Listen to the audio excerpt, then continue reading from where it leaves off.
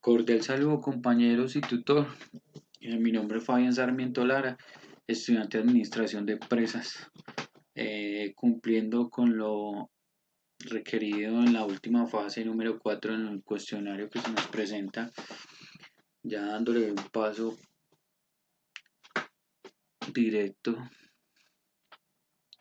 Dice, ¿por qué considera que la temática escogida es pertinente? ¿Por qué considero que la temática escogida es pertinente?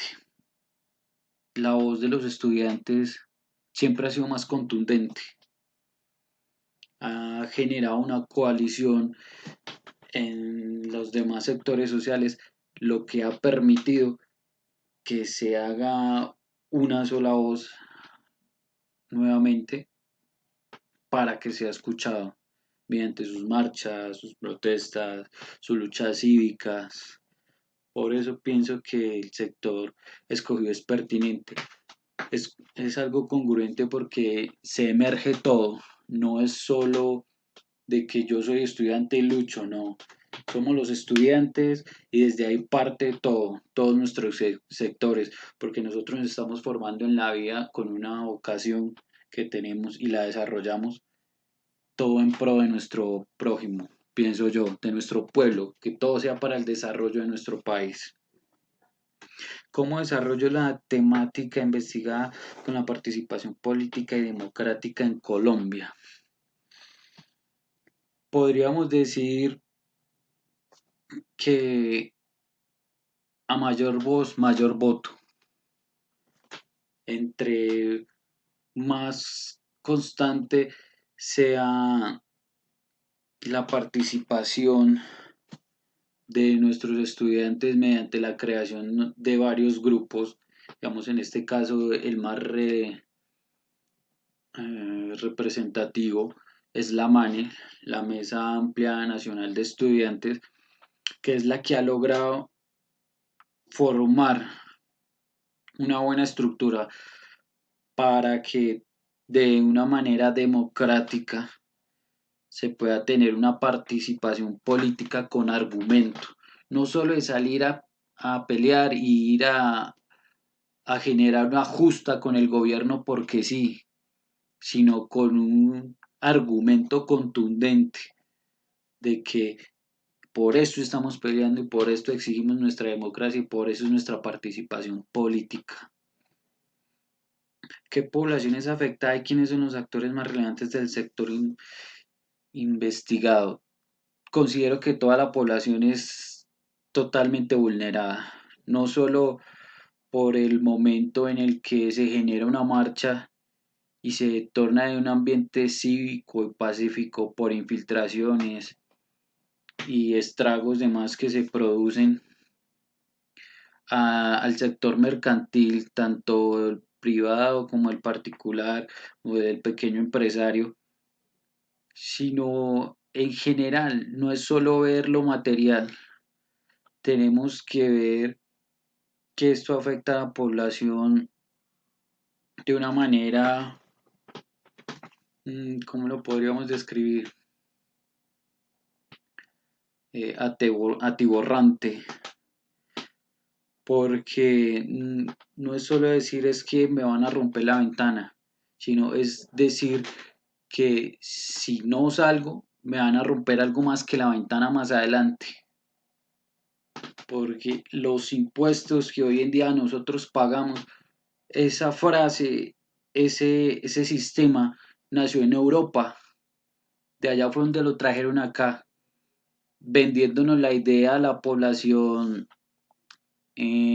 clase media, alta o baja, de que este sistema estaba creado para hacer que los grandes empresarios pagaran y de ahí recolectar fondos públicos.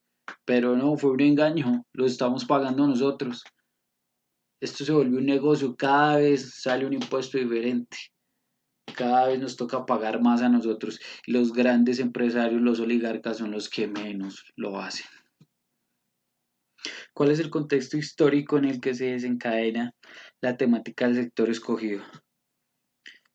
Yo parto desde el momento en que se creó el Día del Estudiante, el 8 de junio de 1929.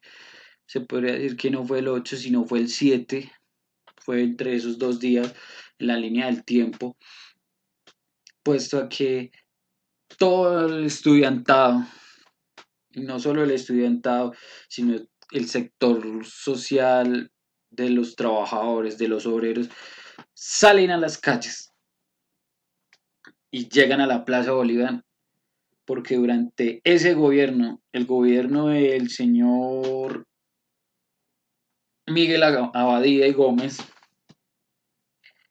habían muchas irregularidades. O sea, todo lo que hoy se presenta no es de hoy, eso es de hace mucho tiempo atrás, viene desde los años 20. Ahí se genera la caída del primer estudiante, y no solo el estudiante, y hay muchas personas más que cayeron ese día. ¿Por qué cayeron ese día? ¿Y por qué se dio esa marcha, esa protesta? ¿Y por qué empiezo desde ahí?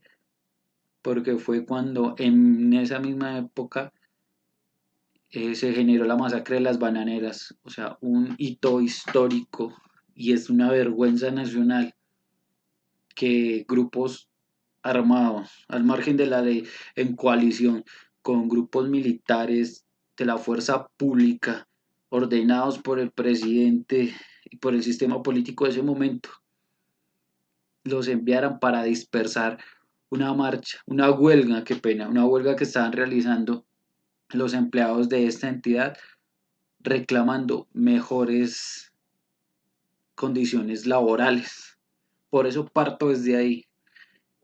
Y ahí podíamos seguir que en el 54, cuando se generó la masacre en el centro de Bogotá por los soldados de la fuerza pública, soldados acabados de llegar de Corea, de una guerra tan intensa, y que enviar a estos soldados recién llegados a que replieguen o contengan una marcha, eh, unas personas de este talante que solo piensan y llegan en ese momento con ese ímpetu de atacar, de matar, es terrible.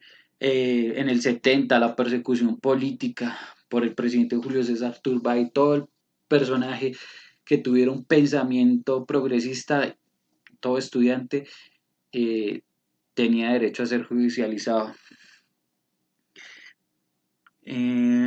¿Cuáles hitos históricos influyeron en el contexto donde se desarrolló el movimiento social que está documentando? Ya lo dije en 1929, en 1954, en el 60, en el 70, en el 92, tras la creación de la Ley 30, que es la ley que rige la educación superior, en el 2002, cuando entró en el gobierno el señor Álvaro Uribe, que empieza también a generar una persecución política a los estudiantes, y después en el mandato del señor Santos, cuando empieza a hacer la reforma a la ley 30 para volverla algo negociable, privada, quitarle el privilegio a otros de que podamos entrar en una ocasión pública que debe ser gratis, porque como está en la Constitución Política de Colombia, en el artículo 27, eh, la, liber, la libertad, el derecho al aprendizaje debe ser fundamental. ¿Cuál es el contexto actual de la temática?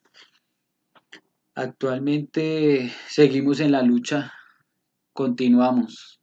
Algunos desde nuestros estudios, desde nuestras casas, otros en la calle, salimos a marchar. En este momento pues ha cambiado debido a la situación de hacinamiento, de confinamiento que estamos atravesando, pero no hemos dejado de luchar.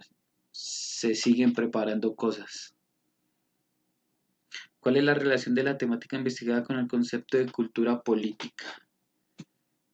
Simple y sencillo, llegar a la construcción de una soberanía con alternativa económica, política y popular para construir un mejor país y que todos los recursos que sean necesarios sean invertidos en la educación y no en ese negocio que tenemos, o bueno, que tenemos, no, que tiene el sistema político, que es el de la guerra, y no mirar en el progreso del país. Cómo el sector social seleccionado aporta a la construcción de la democracia.